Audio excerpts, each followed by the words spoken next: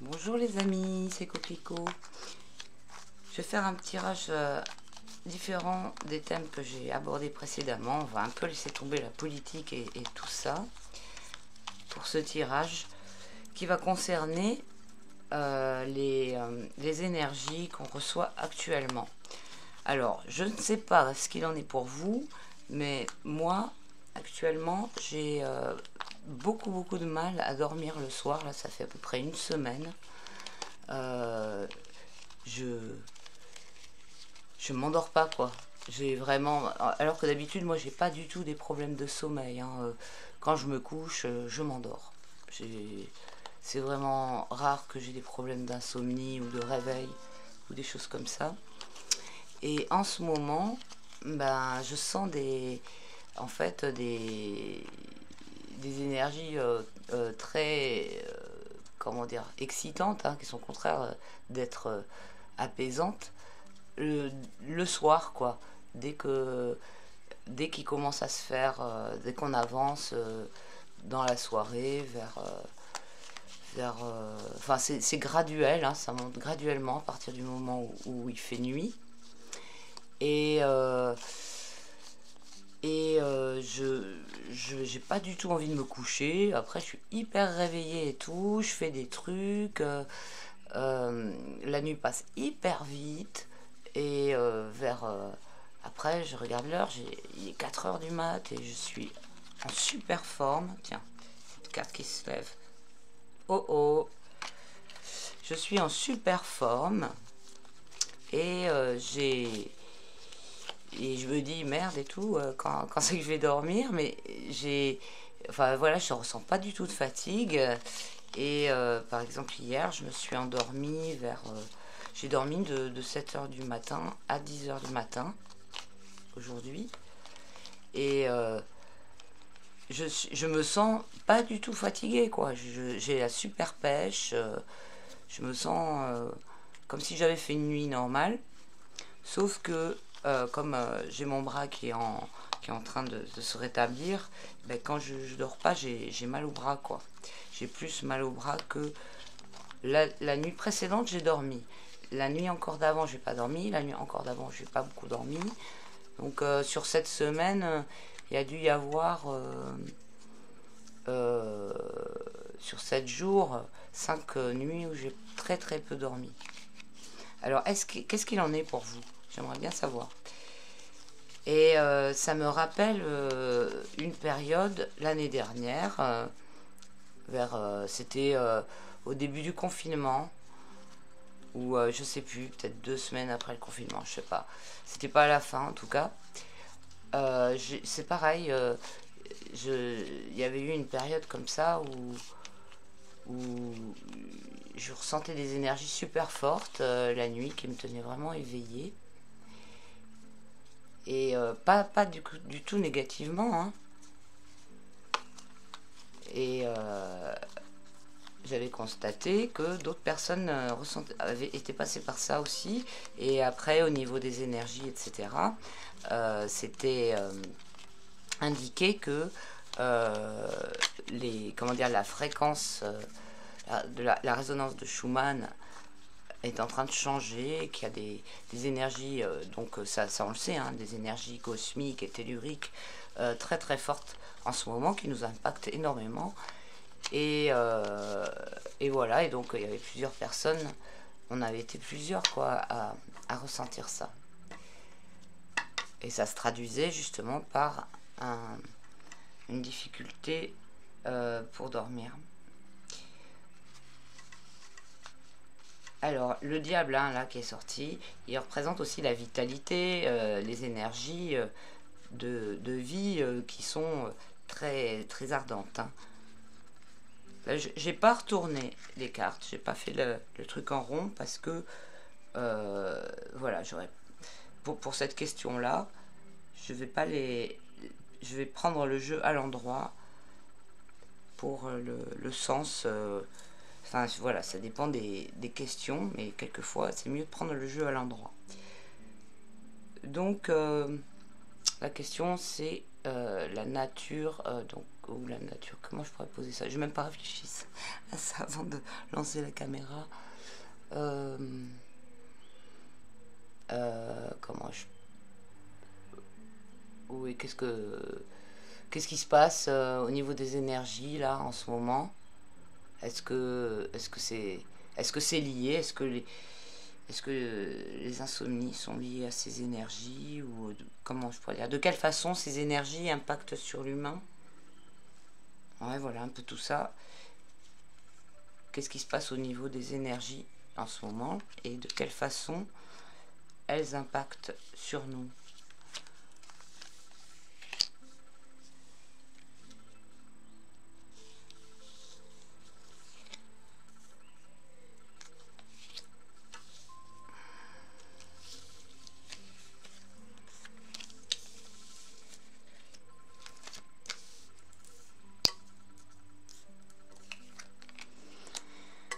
La maison de Dieu, tiens, tiens. Donc là, il y a tout qui est en train d'être gros chaos, quoi. C'est ça, il y a un gros chaos énergétique hein, aussi. On le ressent. Hein. C'est pour ça qu'on a aussi besoin de prendre un peu de recul. J'ai entendu d'autres gens qui font des vidéos qui disaient qu'en ce moment, ils en faisaient moins que d'habitude parce qu'ils avaient besoin de prendre du recul et d'un peu, voilà, le fou. Ok. Et la tempérance. Ben, avec la tempérance, on est vraiment dans les énergies. Hein. Donc, c'est bien. En fait, il y a un rétablissement. Voilà. Ben, c'est ça. Hein. Donc, la maison de Dieu, là en ce moment, c'est vraiment le chaos. Il y a des tourbillons d'énergie, il y a des explosions d'énergie. Hein. On voit bien vraiment avec cette carte que ça sort.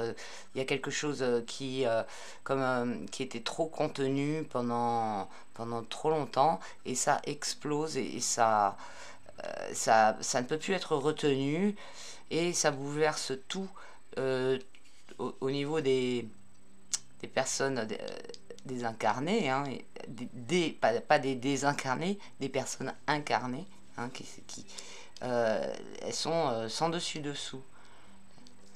Donc très, très impactées par toutes ces énergies qui renversent tout. Avec le chariot, on voit que ce sont des énergies très puissantes qui font aller de l'avant et qui...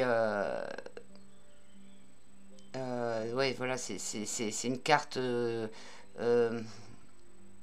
comment dire qui a beaucoup de force, de poussée, il y a aussi cette idée avec dans cette carte de dompter deux courants différents pour qu'ils aillent dans le même sens, hein, puisque le conducteur du chariot, on voit, il a un cheval rouge, un cheval bleu. C'est intéressant hein, aussi, puisque au niveau des énergies, il y a deux flux hein, qui circulent. Hein, donc ça peut être ces deux chevaux qui sont, comment dire, pas très obéissants, hein, ou pas très coordonnés, on dira plutôt, puisqu'il y en a un qui va à gauche, un qui va à droite, et pour bien avancer, ce serait bien qu'ils aillent dans le même sens. Et le but du conducteur, c'est d'arriver à maîtriser sa monture pour faire avancer le chariot, puisque il a un outil très puissant hein, avec le chariot, et il est maître de son véhicule, hein, toujours avec l'idée d'autonomie et d'indépendance et d'individualité aussi, hein, puisque ça montre que c'est...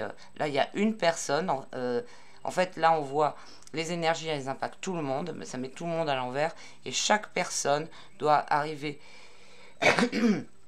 à les rediriger correctement, à les dompter pour pouvoir atteindre la tempérance, donc le rétablissement harmonieux, la circulation fluide de ces énergies.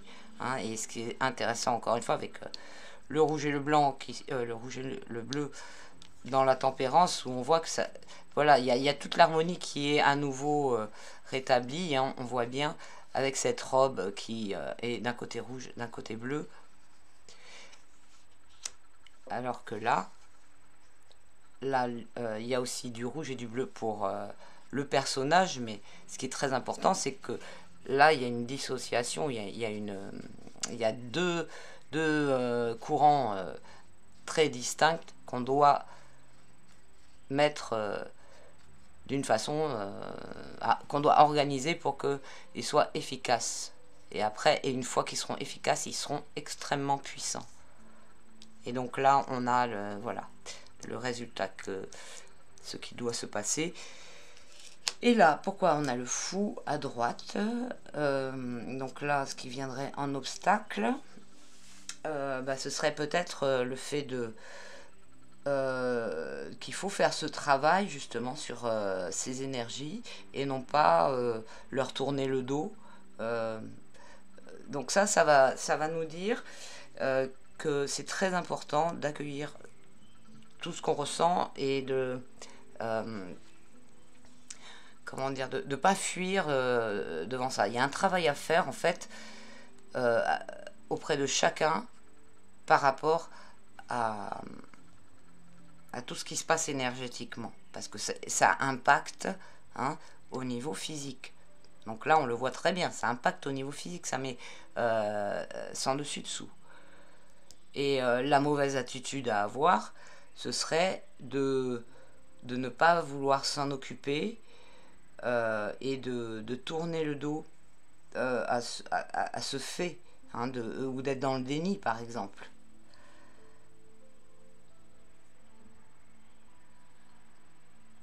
Oui, parce que le fou aussi, il se détache de tout ce qui est matériel. En fait, il abandonne un peu, il va faire... il s'en fiche, quoi. Il est très axé sur des... on va dire... j'allais dire... Enfin, pas des utopies, mais des... la façon dont il conçoit les choses, de sa façon personnelle, etc. Et il y a une sorte de... C'est intéressant parce que ces deux cartes, en fait, elles sont dans l'individualité et le fait d'être indépendant, autonome. Sauf que, avec le chariot, ça te dit d'être indépendant et autonome tout en gérant tout ton environnement matériel et tes outils de fonctionnement qui sont vraiment rattachés à la matière, quoi. Alors que le fou, il est indépendant et autonome, mais il laisse tout derrière lui. Il veut pas s'en occuper. En fait, il abandonne, il est démissionnaire par rapport à tout ce qui est matériel et gestion, etc. Il s'en remet à la providence. Il veut... Et là, donc, ça nous dit de ne pas avoir cette attitude-là, voilà, de laisser aller et de s'en remettre totalement à la providence. Il y a vraiment quelque chose à dompter et à diriger pour pouvoir être puissant et pour pouvoir avancer efficacement et rétablir en fait ce chaos. En fait, on reçoit des énergies supérieures, hein, qu'elles viennent du ciel ou de la terre, et nous on est comme une sorte de... On est entre les deux, on est une sorte de catalyseur de ceux qui font... qui vont incarner ces énergies en fait. C'est pour ça que c'est important, le côté incarnation, il est hyper important, parce que si on n'incarne pas ces énergies, on n'a pas le moyen de les rétablir de façon harmonieuse, comme ici. Il faut pas être juste dans le côté perché, quoi, voilà, ouais, il faut vraiment se confronter à la matière et à ce qui fait que on est entre ces deux énergies. On est des êtres incarnés, c'est pour faire des choses de façon incarnée sur la Terre, dans la matière, et c'est en agissant dans la matière et dans l'organisation de la matière et tout ça, que on rétablit les énergies quoi, qui sont perturbées. Voilà. Donc c'est assez intéressant comme tirage.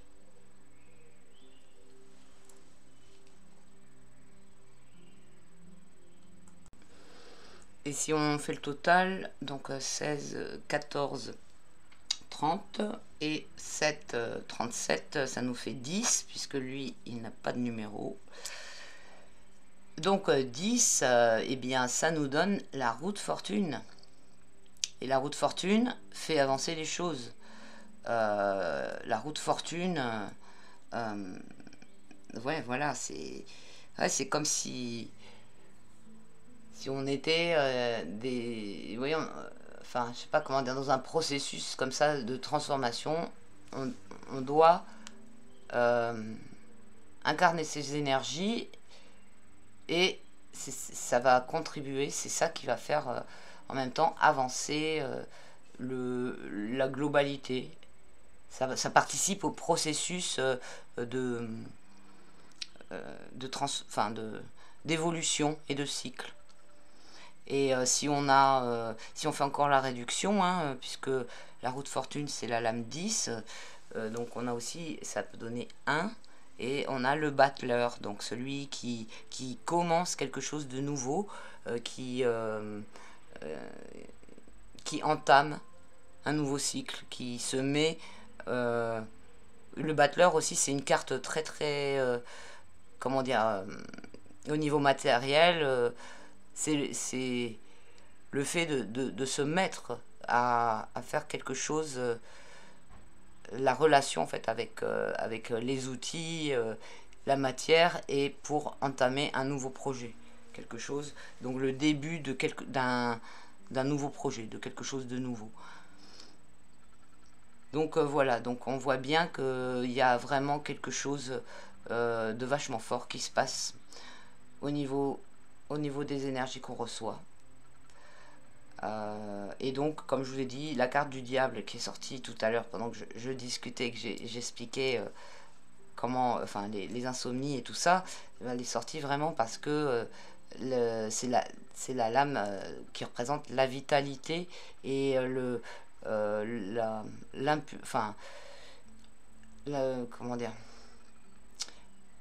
l'impulsion vitale qui dépasse, quoi. Il y a eu cette idée de recevoir